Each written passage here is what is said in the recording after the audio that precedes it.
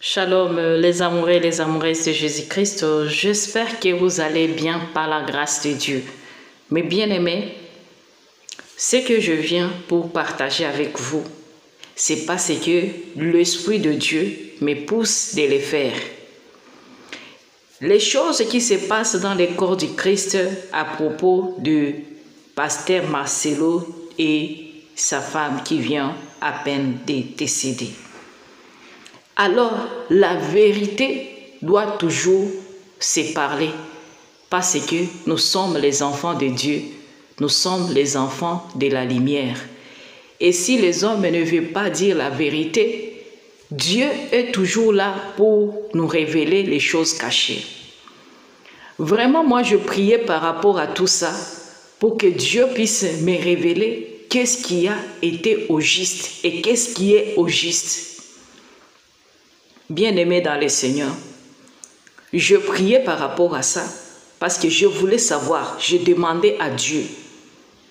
Et c'était avant-hier, le Seigneur m'a permis que je puisse parler avec Marcelo Tounassi, en esprit, je vous dis. Et c'est par là que je me suis vue chez Marcelo. Sa maison, ça a des escaliers parce que c'est là où je me suis retrouvée avec lui. Et curieusement, je vis sa femme aussi là-bas. Et sa femme a apparu quand j'étais en train de discuter avec Marcelo, pasteur Marcelo. Alors, quand j'étais en train de discuter avec lui, j'étais en train de lui dire, Marcelo, pourquoi tu as fait ça? Lui, quand je lui ai posé la question, il m'a regardé. Et quand il m'a regardé, j'ai vu qu'il a commencé à pleurer. Je lui ai dit, pourquoi tu pleures, Marcelo? Et il me dit que je regrette ce que j'ai fait. Et moi, je lui ai demandé, tu regrettes pourquoi? Qu'est-ce que tu as fait? Il a commencé à me dire, non, c'est plus fort. Je ne vais pas même parler de tout ça. Je lui ai dit, Marcelo, tu peux me dire, parce que le Seigneur a permis que je puisse parler avec toi. Et quand je parlais comme ça avec lui, il me disait, pourquoi tu es venu ici? Je dis, c'est parce que le Seigneur voulait que je parle avec toi. Vous savez que les occultistes sont plus Et sérieux. quand je parlais comme ça avec lui, je ne sais pas si celui qui est assis ici a déjà perdu quelqu'un par la mort. J'ai perdu 2 personnes dans cette église que je n'oublierai jamais. Il y a un papa que j'avais dans cette église, je l'aimais tellement. Et on va revenir par après, mes bien-aimés. Quand il est venu, on venait de déménager, on était de l'autre côté. Il n'y avait pas beaucoup de papas à l'église. Les gens n'aimaient pas trop prier à la compassion. Les adultes disaient que c'était une église des jeunes. Et puis j'ai vu ce homme âgé, 60, 70 ans, avec sa femme. Quand vous voyez quelqu'un qui est sataniste vous parle de choses, ne pensez pas qu'il vous raconte seulement. Il y a des choses qu'il est en train de parler là, mais comme vous n'avez pas de l'esprit de discernement, on est devenu très proche. vous ne pouvez pas comprendre. C'était un homme béni, un homme riche, des qui fois, pouvait il vous transporter parle. les chaises. Je vais parler Il un était peu tout le temps à en propos de service. ce qu'il dit. Il dit que le monsieur, Toujours le c'était sourire, un papa âgé, mais disponible il a été comme au un jeune service garçon. de lui, de Marcelo. Ce n'est pas au Je ne service de savais Dieu pas qu'il qu'il était servait malade. Dieu, Il non. m'avait jamais Il dit était à son qu'il était service malade. comme La un dernière fois que je petit l'ai vu à garçon. Boston, Vous comprenez il là, parlait de tout. des choses Il m'avait graves dit. qu'il est en train de parler Mais un là-bas. jour, Mais vous êtes on là en dit train de qu'il est lui mort. écouter seulement parce que vous êtes déjà endoctriné. Je vous Vous êtes dis. déjà possédé, envoûté par Même ces le fait esprits d'en parler qui le maintenant, guident. C'est pourquoi il prend j'ai autorité sur mal à vous. un niveau. Vous êtes en J'ai jamais captif. dit. Quittez J'étais ces content gens-là. d'être à Mais Paris nous quand qui on ont devait des oreilles l'enterrer. spirituelles, quand ils J'avais parlent rien comme à ça, dire. Qu'est-ce que j'allais le Seigneur prêcher nous ce fait jour-là? grâce de Je ne pouvais comprendre pas ces supporter choses-là voir sa femme. spirituellement, ce qu'il est en Ils train de étaient nous toujours dire. l'un à côté de l'autre. Alors, combien il a déjà donné? Ils étaient Le merveilleux. prix à payer. Et chaque fois que je voyais sa Faisons femme attention, bien-aimés. sans lui, Ah, je écoutez pouvais ça. savoir à Il quel s'avère point qu'il il avait aimait mal. vraiment ce papa-là. Je me pose Et que toujours la Dieu a question, vu dans son cœur que Marcelo Ceux qui aimait perdent ce un homme, une papa-là. femme, Pourquoi Dieu ils ne font lui a pas comment? et Je suis habitué à révélé ça, c'est que le toujours papa là. là souffrait de telle maladie Ses ou quoi, habits sont là, pour qu'il puisse prier pour son lui assiette est et toujours là. avoir la guérison. Quand tu blagues comme ça, elle Parce que répond Dieu comme ça. guérit. alors demandez-vous ce qu'est Dieu qui utilise Marcelo. Que Dieu vous bénisse. Par ignorance, nous avons oui, mes bien-aimés, je veux que vous puissiez écouter cette à travers sœur, cette vidéo, je vais analyser parce que elle a la connaissance de par rapport de la à femme des du choses pasteur Marcelo de la médecine et peut vous éclairer pour comprendre ce qui s'est passé et ce que je vais vous parler par après dans à la une vidéo opération de la thyroïde. Alors écoutez-la. Restez jusqu'à la fin de cette vidéo pour ne pas avoir des conclusions à la hâte et surtout, soyez attentifs. La première bêtise, la thyroïde n'est pas une maladie. La thyroïde est plutôt une glande du système endocrine. Une glande qui sécrète les hormones dans la circulation sanguine directement sans canal, contrairement à la glande exocrine. Cette glande est située à l'avant du cou, comme dans cette image. En touchant votre cou, vous ne pouvez pas la sentir. Si vous la sentez, c'est qu'il y a un problème. Une dame a prétendu dire que c'était un goitre. Et donc, ce goitre-là grandissait de l'intérieur, ça comprimait la trachée. Voilà pourquoi est-ce qu'elle est morte asphyxiée. Absolument pas. Le goitre, c'est une hypertrophie de la thyroïde et sa croissance, c'est externe. Voir ici sur cette image. C'est dû à quoi? Cette augmentation est due à une carence de l'iode dans son alimentation. Il y a plusieurs types de goitres, mais la majorité n'ont pas de symptômes. Donc c'est asymptomatique. Et ça n'a rien à voir avec le trouble hormonal thyroïdien. Le traitement peut être médicamenteux ou on peut faire recours à la chirurgie. Mais ce que vous devez savoir, c'est que dans la chirurgie, il n'y a pas de risque zéro. Toute intervention chirurgicale comporte des risques. Mais dans le cas du goitre, le risque de décès est vraiment moindre. Surtout dans les pays développés, les pays où la médecine est assez évoluée. Comme ici au Congo par exemple, où la médecine n'est pas aussi évoluée, la chirurgie du goitre comporte moins de risques. Les patients meurent quasiment pas.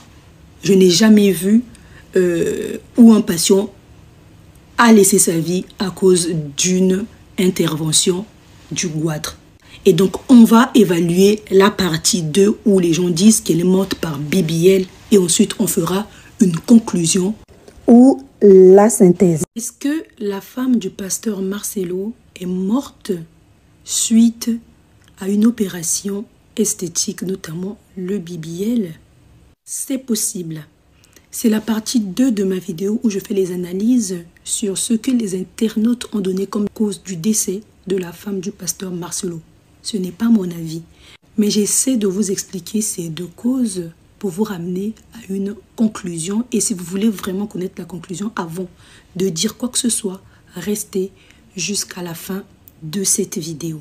Le BBL, de son abréviation Brazilian Butt Lifting, ou le lifting des fesses brésilien en français, c'est une opération qui consiste à transférer les graisses, que ce soit de l'abdomen ou d'autres parties du corps, vers les hanches ou dans les fesses. Cette chirurgie que nous trouvons banale grâce aux réseaux sociaux est une chirurgie esthétique qui comporte plus de décès. Et donc c'est bien grave. Et dans cette chirurgie-là, les gens meurent souvent à cause d'une embolie graisseuse ou d'une infection post-chirurgicale. Comment peut survenir l'embolie graisseuse? Le BBL doit être fait de façon minutieuse. Car si, durant le transfert de la graisse, le médecin lèse un des vaisseaux et que la graisse pénètre, le patient peut faire une embolie graisseuse, ensuite un arrêt cardiaque. Et ce sera difficile de le réaliser. Je ne pleure pas, c'est parce que j'ai déjà beaucoup pleuré. Parce qu'elle est morte, j'étais là, seul, à Istanbul. J'ai pleuré des nuits et des nuits et des nuits. J'ai fait 3 jours sans dormir. maintenant, la paix de Dieu commence à remplir mon cœur.